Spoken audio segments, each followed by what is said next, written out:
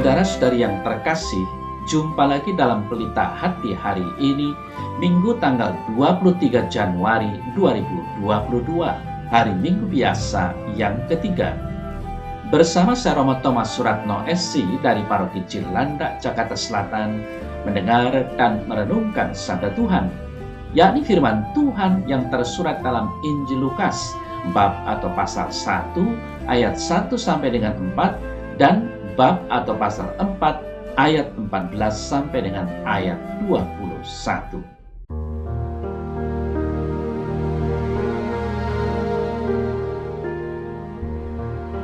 Banyak orang telah berusaha menyusun suatu berita tentang peristiwa-peristiwa yang telah terjadi di antara kita, seperti yang disampaikan kepada kita oleh mereka yang dari semula adalah saksi mata dan pelayan firman.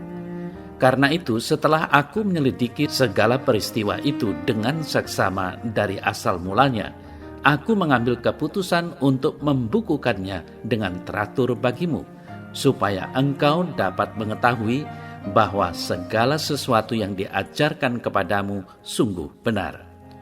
Sesudah dicobai iblis di padang gurun, dalam kuasa Roh kembalilah Yesus ke Galilea, dan tersiarlah kabar tentang Dia di seluruh daerah itu. Selama di situ, Ia mengajar di rumah-rumah ibadat di situ, dan semua orang memuji Dia. Lalu Ia datang ke Nazaret, tempat Ia dibesarkan. Dan menurut kebiasaannya pada hari Sabat, Ia masuk ke rumah ibadat, lalu berdiri hendak membaca dari Alkitab. Kepadanya diberikan kitab Nabi Yesaya, dan setelah membukanya, Ia menemukan nas di mana ada tertulis, Roh Tuhan ada padaku, oleh sebab Ia telah mengurapi aku untuk menyampaikan kabar baik kepada orang-orang miskin.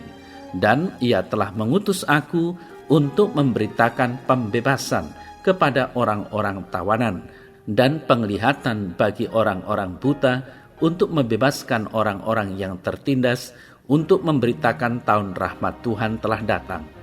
Kemudian Yesus menutup kitab itu, mengembalikannya kepada pejabat. Lalu Ia duduk, dan mata semua orang dalam rumah ibadat itu tertuju kepadanya.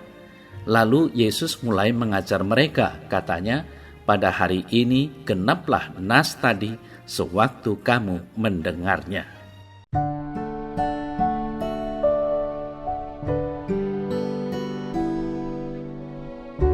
Saudara-saudari yang terkasih, dalam warta Injil tadi, penginjil Lukas menarik perhatian kita dengan menyatakan bahwa Yesus berada di dalam pimpinan Roh saat Ia memulai pelayanannya. Saat itu Yesus berada di Galilea dan mengajar di rumah-rumah ibadat. Tentunya Yesus belum menghadapi oposisi, dan ini bisa kita lihat dari sikap orang-orang yang menerima pengajarannya. Mereka memuji Dia. Nah, saudara saya terkasih, ketika di Nazaret, Yesus pun melanjutkan kebiasaannya pergi ke rumah ibadat. Disitulah Yesus membacakan kitab Nabi Yesaya yang berbicara tentang orang yang diurapi Allah dan yang padanya berdiam Roh Allah. Di dalam nubuat tersebut, Yesaya memberitakan misi yang dipikul Sang Mesias, yaitu memulihkan kerusakan-kerusakan yang dialami oleh manusia sebagai akibat dari dosa. Dikatakan bahwa Roh Tuhan ada padaku, oleh sebab Ia telah mengurapi aku untuk menyampaikan kabar baik kepada orang-orang miskin. Dan Ia telah mengutus aku untuk memberitakan pembebasan kepada orang-orang tawanan dan penglihatan bagi orang-orang buta, untuk membebaskan orang-orang yang tertindas, untuk memberitakan tahun rahmat Tuhan telah datang. Lalu Ia mulai mengajar mereka, katanya, pada hari ini genaplah nas ini sewaktu kamu mendengarnya. Saudara-saudari yang terkasih, berbicara tentang dosa, ketahuilah bahwa dosa itu bersifat memiskinkan. Maka Mesias membawa kabar baik bagi si miskin. Dosa itu membelenggu dan memperbudak orang sebagai tawanannya. Lalu Mesias datang untuk membebaskan mereka. Dosa itu membutakan orang sehingga Mesias datang untuk menyembuhkan kebutaan itu. Dosa itu menindas korbannya, dan Mesias datang untuk membebaskan orang yang berada di bawah penindasan itu. Maka Yesus mengakhiri pembacaan nubuat itu dengan menyatakan bahwa nubuat itu sudah genap. Itu berarti Yesus menyatakan bahwa dirinya adalah Mesias yang dijanjikan dan telah dinantikan sekian lama. Dan saat itu menjadi saat penuh anugerah dari Allah bagi manusia. Saudara-saudari yang terkasih, kalau kita perhatikan kisah-kisah selanjutnya, kita akan menemukan kisah Yesus yang menyembuhkan orang sakit, membangkitkan orang mati, mengusir roh-roh jahat, dan berkuasa atas alam semesta. Semua dampak dosa yang diderita manusia disingkirkan oleh Yesus Kristus melalui karyanya di kayu salib. Maka kita patut bersyukur dan memuji Allah karena Yesus Kristus datang bukan hanya untuk berkhotbah tentang manusia yang harus melepaskan diri dari dosa. Karena ia sendiri datang untuk membebaskan manusia dari dosa. Hanya saja, bersediakah kita mengakui Dia sebagai Mesias, Juru Selamat kita, dan memohon pengampunannya?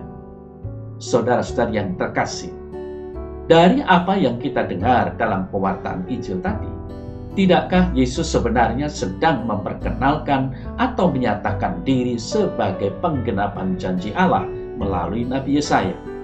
Ketahuilah, apa yang selama ini menjadi harapan, rupanya kini dalam diri Yesus menjadi kenyataan. Yesus yang lahir dari Roh dan dibaptis dengan Roh menggenapi harapan lama akan seorang nabi yang diurapi Roh, nabi mesianik di zaman akhir. Saudara-saudari yang terkasih, dalam diri Yesus hadirlah kuasa Roh Allah. Dalam kekuatan ilahi itu Yesus bergerak, berkarya, dan mengajar. Perkataannya yang diilhami Roh bukanlah pengajaran yang hanya menjelaskan, melainkan pemberitaan yang mampu mengubah keadaan orang, membuka belenggu maupun mata mereka. Yesus sungguh-sungguh seorang nabi yang berkuasa dalam pekerjaan dan perkataan. Beritanya menyangkut pembebasan, pengampunan, penyembuhan, dan penyelamatan. Berita gembira itu menyapa orang yang paling membutuhkannya dulu dan sekarang. Orang miskin, orang yang menderita karena menjadi korban pelbagai bentuk kejahatan dunia.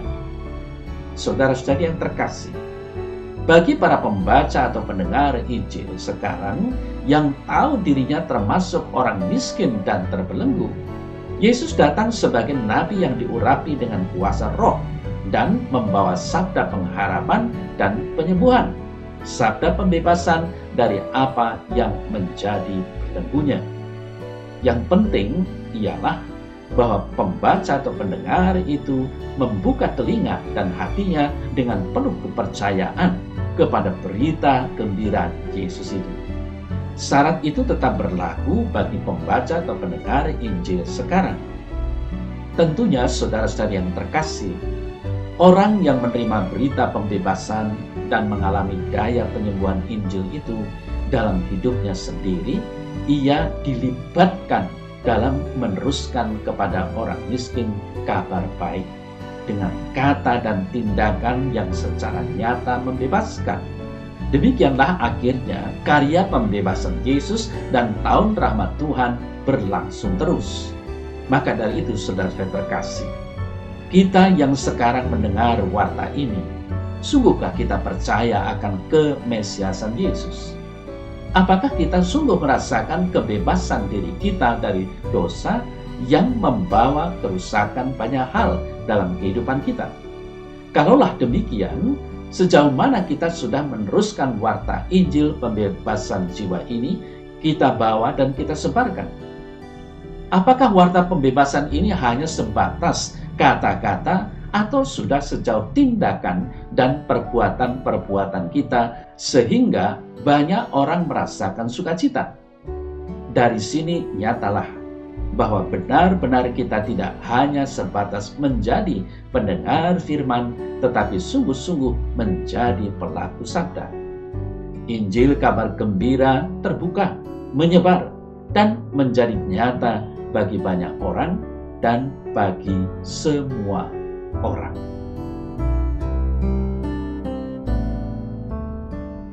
Dalam nama Bapa dan Putra dan Roh Kudus. Amin.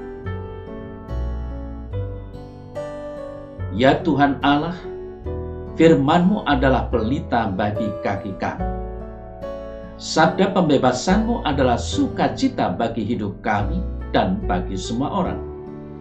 Kami bersyukur kepada-Mu Tuhan, dan semoga semakin banyak orang mendengar warta keselamatan-Mu dari mulut dan tangan-tangan kasih kami kepada mereka yang kami jumpai.